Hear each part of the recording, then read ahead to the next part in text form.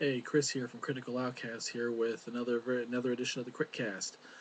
I know it was only a few days ago that I published the last one where I covered some of my favorite albums of 2011, but it's that time of year. I got to start getting all these lists out, and this time around I'm going to cover my 10 least favorite movies of the year, the worst of the worst, the bad movies. Um, the ones that you don't want to wish on your worst enemy to actually watch. But bad movies are bad movies, and as much as I try to avoid watching bad movies, it's pretty much impossible. Sure, I'm able to avoid the likes of Chipwrecked and Jack and Jill and Bucky Larson, but more often than not, I am drawn like a moth to the flame for some of these movies, and maybe it's out of some misguided hope that they'll be surprised or find a little something in them that I like. Sometimes I find a winner. More often than not, I find myself just ticking off the seconds, waiting for those end credits to roll. Anyway, let's take a look at some of these movies that I saw last year that are not really worth your time. Okay, I'm gonna go from least worst to worst worst. Although it probably really doesn't matter what order you put these in, but here we go. Starting back at number 10, it's going to be Dreamhouse. It's a movie that was out a couple months ago with Daniel Craig, Rachel Weisz, and Naomi Watts. With a cast like that, you'd think it'd be at least watchable, but it's not. It's a slow, plodding affair that doesn't really want to know if it doesn't really want to know if it wants to be about a crazy guy or about a ghost. It leaves you with more questions when it ends than when you started, and one of those big questions is how did this thing get made? Okay, for the horror aficionado, it might be worth checking out, but most of you don't bother. And moving on to number 9, we have Bad Teacher, the Cameron Diaz vehicle, Bad Santa esque type film. That's what I was hoping it would be like. That it would be like that Bad Santa movie, but it's a mean and cynical movie for the sake of being mean and cynical. I don't really require likable characters in my movies, but there's something about this that just rubbed me the wrong way. It's shallow. It's just annoying. It's not funny. Any of the funniest bits are in the commercials, and there's no sense of redemption. There's no attempt at anything. Now the thing is, if you want to see a movie about a main character that you don't like, you're not really supposed to like, doesn't really get redeemed, but is still an insightful and actually a good movie, go check out Young Adult. It may not be as laugh out loud funny as Bad Teacher supposedly is, but it's a much better film. Okay, moving on to number 8 is Killer Elite, the film starring Clive Owen, Jason Statham, and Robert De Niro. Big international action movie. Sounds like it should be good. Based on true events, but again, it's not. Shallow characters, dull action, a story that doesn't really make a heck of a lot of sense. It's just, it's boring. I hate to say it because I like those three guys, and they've made a lot of some great movies in the past. And this just is not one of them. And also, if you're planning on seeing this movie based on what you see in the trailer, let me tell you this: that's not the story that's in the movie, not at all. If they told that story, it might have been a bit more generic, but it probably would have been fun. But as it is, it's not really worth your time. Okay, moving quite right along here, we have a comedy called A Good Old Fashioned Orgy. Great title, right? But to be honest, I really wanted to like it, but it's just not good. It goes nowhere. It does nothing. It's populated with these self-involved characters that I just don't like. It's not funny. It's it really wants to be like another Hangover or any random Judd Apatow production, and it's not even close. It's boring. It's stupid. It'll get under your skin and just annoy you to watch this thing. So don't bother with it. Go watch like a Judd Apatow movie. 40-year-old virgin knocked up. You'll be much better off for it. Okay. Next up is another movie based on a true story. It's called Machine Gun Preacher, starring Gerard Butler. And I don't know if you read my print review of it, but in that was not really a good, well written review by me. Um, I even say that I didn't really feel like writing about it. It's not a movie that I felt inspired about, but I forced myself through the review, and that was a mistake. That actually taught me a little something about myself, and that's not to try to force a review out if it's not there. But you know, it, the real story about this criminal turned preacher who goes to Africa to try to help orphan children there. It's a great story. I mean, the reality of it, it's really touching. It's really amazing what the guy was able to do. But as far as the movie goes, it's like Rambo with the heart of gold.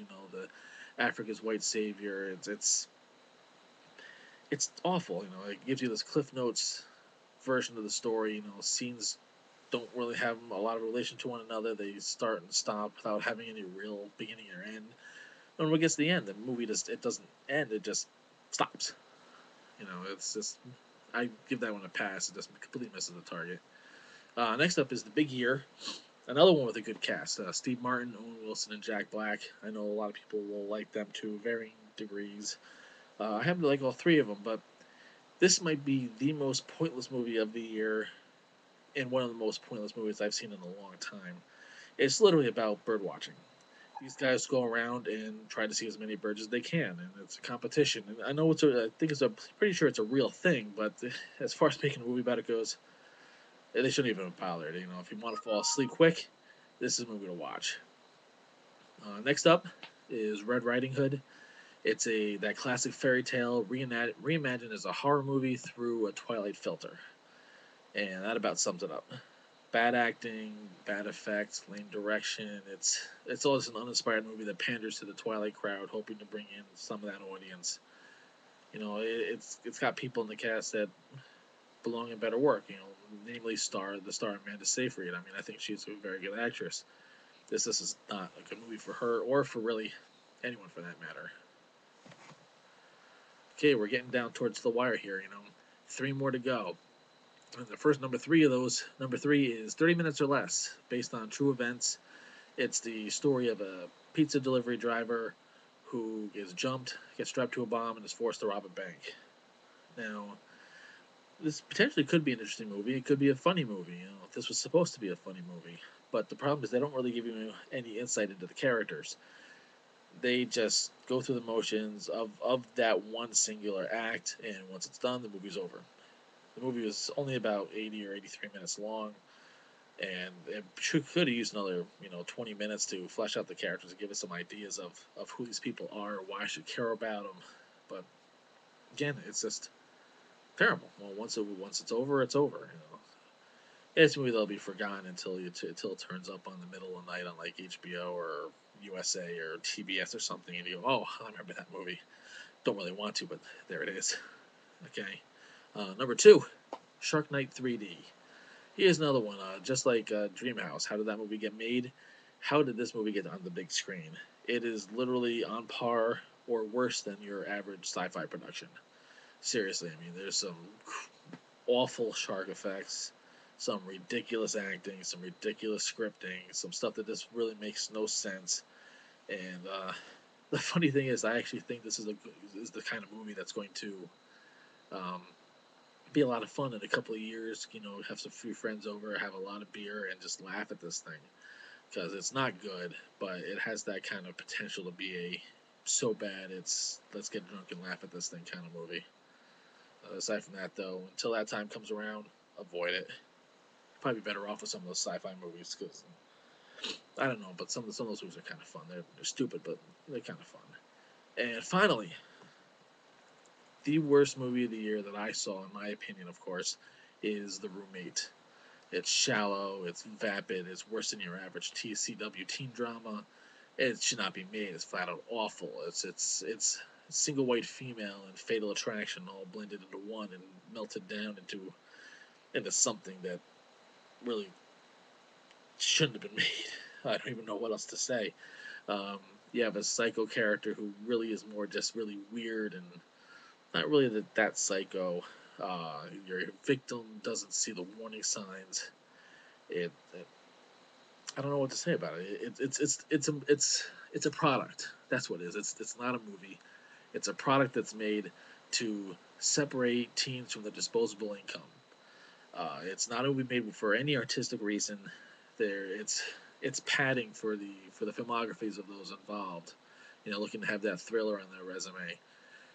It's I hate to say that I was one of the ones that suckered in, but there's always hope that there's something to like. And this is one of the ones that drew me in, suckered me in, and separated me from my money. And this time I'm not going to get back. And here I am talking about a movie that's just awful again.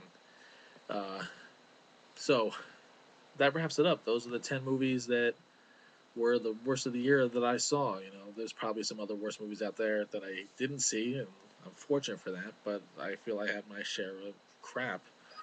Um, so far as it is, let's take these movies here and use them as a way of trying to help prevent seeing such crap in the future. Let's look for those warning signs. I know I'm going to end up seeing awful movies again. It's inevitable. It's what I do. It's what I am. I mean, I love movies, and for as many good ones as I find, I'm going to see that many bad ones. But let's all try to see what we can do and make it out. Try to stick to those good films.